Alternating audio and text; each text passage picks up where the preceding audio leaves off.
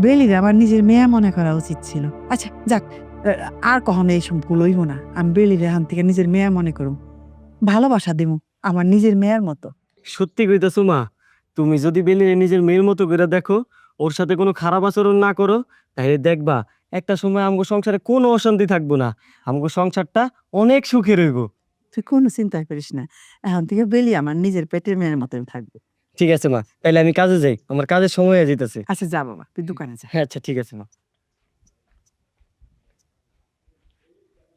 বেলি, বেলি, হারাম জাদি, তুই এখনো ঘুমাইতেছস? তোর ঘুম আমি যদি না ছুটাইছি, তোমার নাম ফিরা নাম।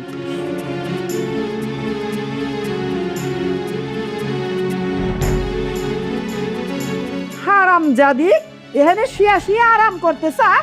ওই ওই, ওই, সংসারে কাজকর্ম কে করবো?